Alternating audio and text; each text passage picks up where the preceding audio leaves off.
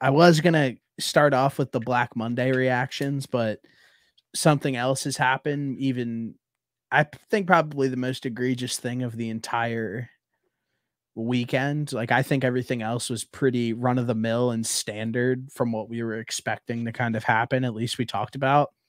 And I wish that our podcast was a little bit bigger because probably a month ago I said that Vrabel was probably going to be done with the Titans at the end of the season just because he doesn't fuck with them anymore. And I didn't think that would lead to him getting fired. I thought that it would probably lead to him getting traded or like them like mutually parting ways.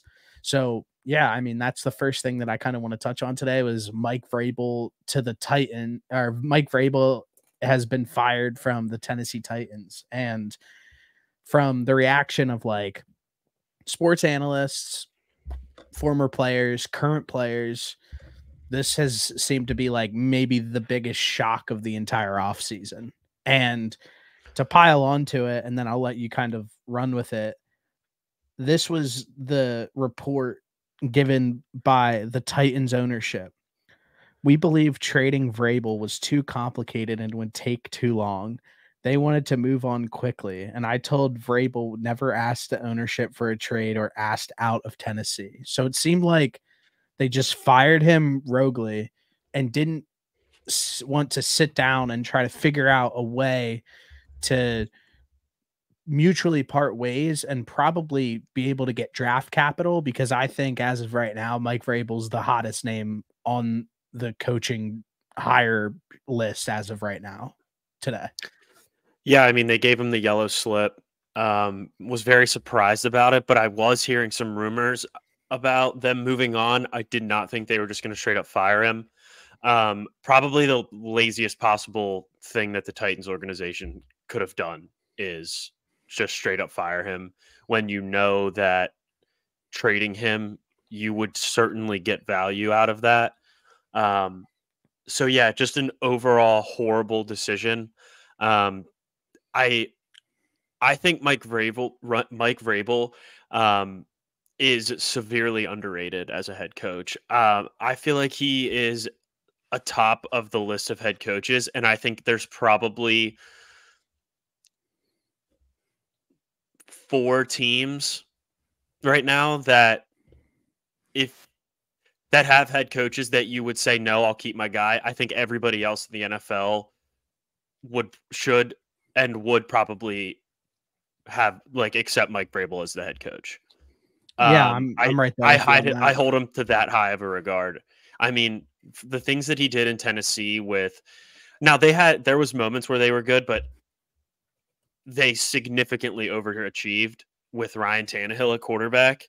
So it just goes to show how great of a head coach that guy is, and they couldn't have handled it any worse than they did. Yeah, I mean, I'm right with you. I kind of wrote that down. I think that, I mean, he was the 2021 coach of the year. He had 2 not even mediocre seasons. They were competitive. They showed up, but I don't think that their rosters throughout the course of this time have been something that'll wow you. I mean, like they obviously had AJ Brown. They obviously had Derrick Henry, who's probably the most impactful running back like of this era of football. But other than that, like he's gotten a lot out of that roster. And and like I said, 2021 coach of the year. And I mean, I just think you said he's underrated as a head coach. I think everybody properly rates him. I think the only people in the world that underrated him were the Titans ownership. I mean, like you saw. To be fair, when I say underrated, I mean he doesn't get talked enough in the same capacity as like the McCarthy or as the McDaniel, as the McVay. I feel like he doesn't really end up in those conversations, which he should. Yeah, and I mean, I think a little bit of it is like he's not as flashy. He's a dick. That 100%. It's a different philosophy of coaching kind of that you're going to be getting out of those teams and the way they play.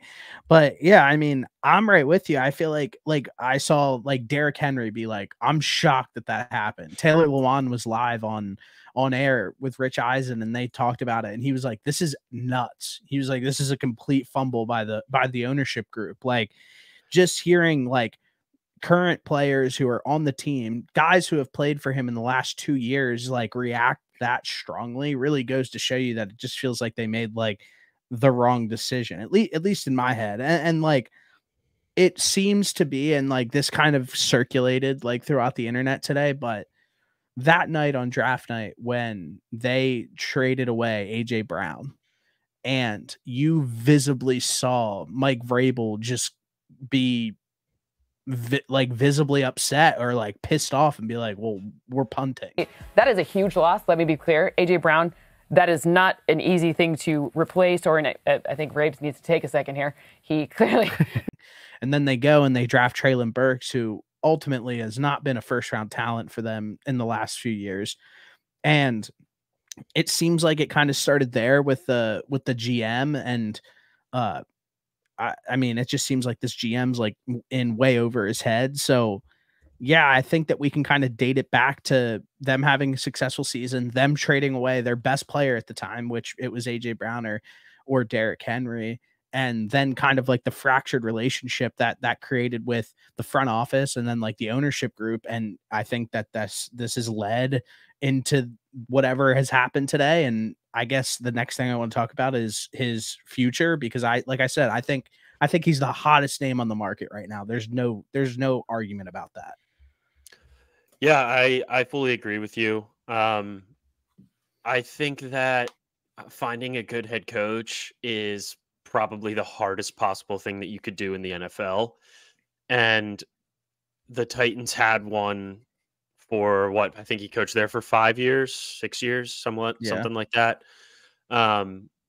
And exceeded expectations by every means. And for them to just handle it this way, like I said before, is just really, really poor management. I think this move that the GM made for the Titans puts you in the same realm as the general manager for the Panthers. I think that's how bad of a move this is. The owner. Owner, yeah, sorry. Yeah. But with that being said, I think if you are 95% of the teams in the NFL, you make a phone call.